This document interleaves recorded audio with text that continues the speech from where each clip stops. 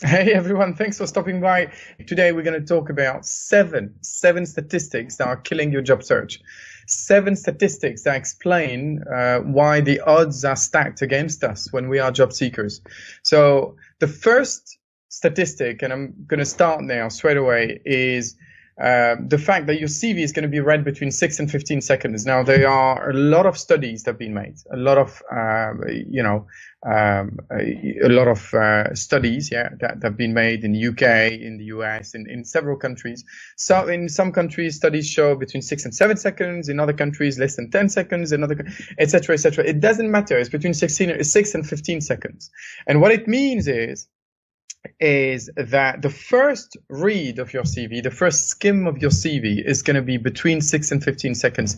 If your CV passes through this first, huge disqualifier, then the recruiter will take time to read more in depth, okay, your CV. So really important to understand that within 6 to 15 seconds, you have to use a strategy that's kind of the shop window strategy. You see, when you go in front of a shop, when you look at the window, immediately your eyesight is attracted by a very relevant product to you. So either items in sale or whatever. So it's the same concept in CVs. You see, when you pass by a window, they know that the amount of time, the window upon which you're just going to pass by that window, the time is just a few seconds. So they need to grab your attention. And this is exactly the same approach when it comes to the CV. You have to think, hang on a minute, I have only 6 to 15 seconds. So I've got to use everything I can to grab people's attention. So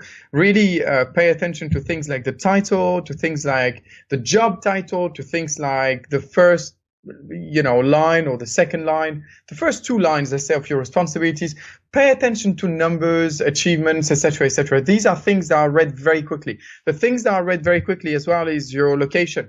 If you're located, let's say, in India and you're looking for work in New York or Dubai, well, it's not going to work. It's not going to work. So you don't want to say something that could disqualify you as well.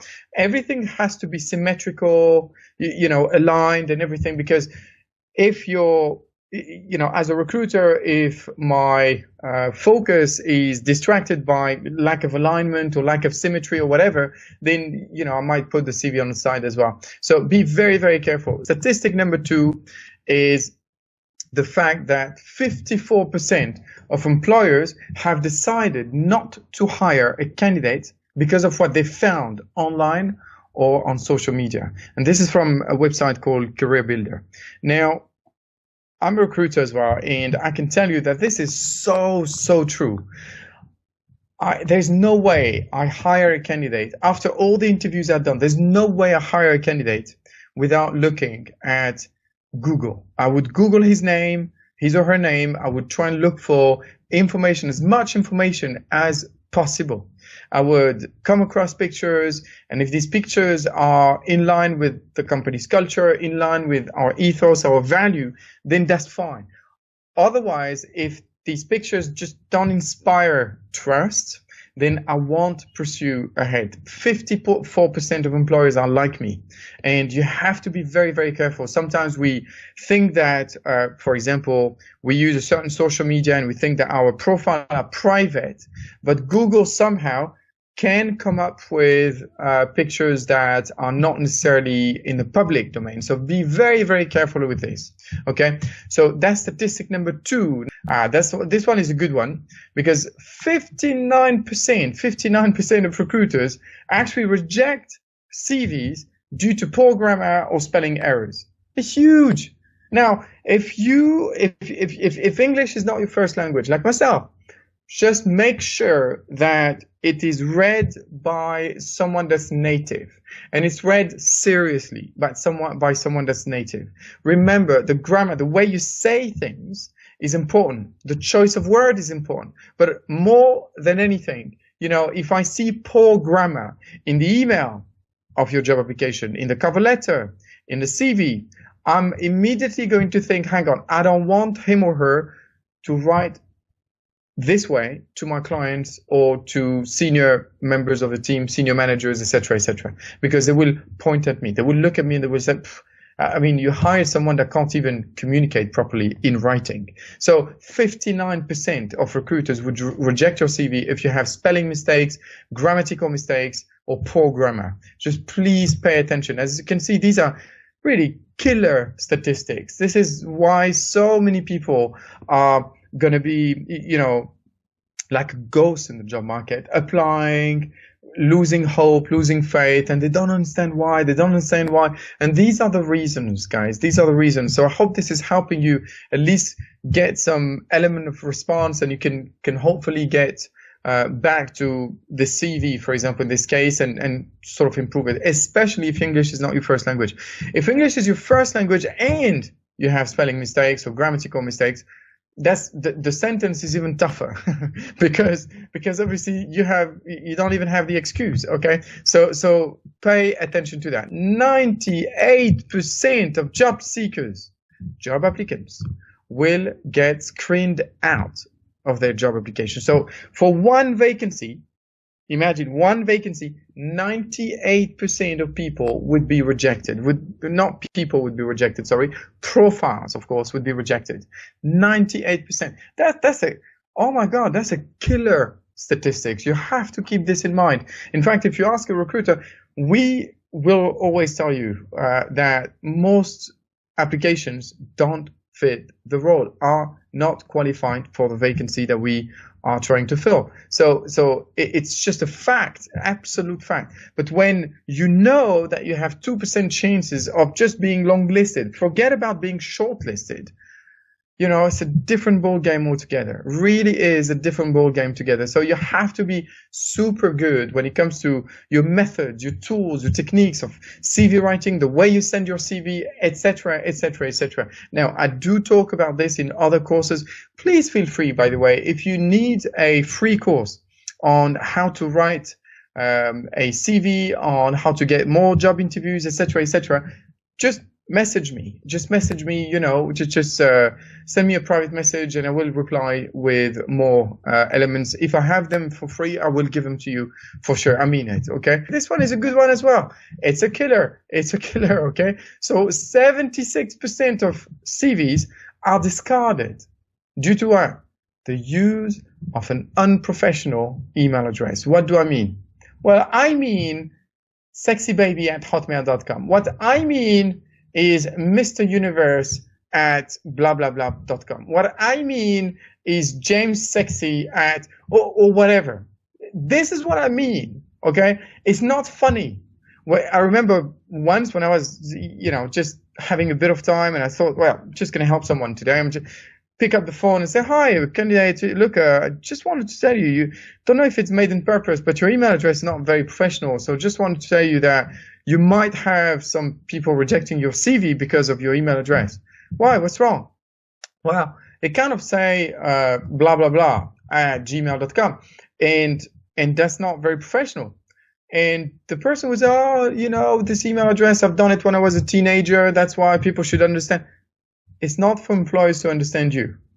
If you want to sell yourself, if you want to compete effectively, just look professional. First name dot surname. First name dash surname. First name, surname in one word. Doesn't matter. But just use your date of birth. First name 1979. Doesn't matter. Okay. But be professional, as professional as possible. You can say first name .recruitment@yahoo.com. Doesn't matter. Okay. But be professional. Really, really important. 76% of resumes are discarded due to the use of an unprofessional email address. Next statistic is 33%. That's a third of employers will form an opinion of you, will actually make a decision on whether they want to hire you or not in the first 90 seconds of your job interview. That's amazing. Think about it for a second. A third of employers within the first 90 seconds will make a decision. They want to hire you or not. I mean, and the worst thing is that we know what these first 90 seconds are going to be made of. We know. There's one question that is extremely likely to come up. And this question is, tell me about you. Tell me about yourself. Tell me a little bit about you. And we don't prepare that. We just my name is. We know your name. You have a CV. We have your CV. We know your name.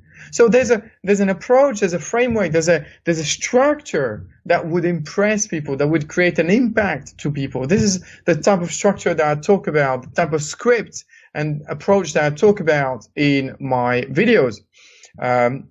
So feel free to have a look at nameyourcareer.com if you're interested, by the way. So that's what I'm talking about, okay? So essentially, it's a killer as well. A third of employer, 90 seconds, will form an opinion, make a decision whether they want to hire you or not.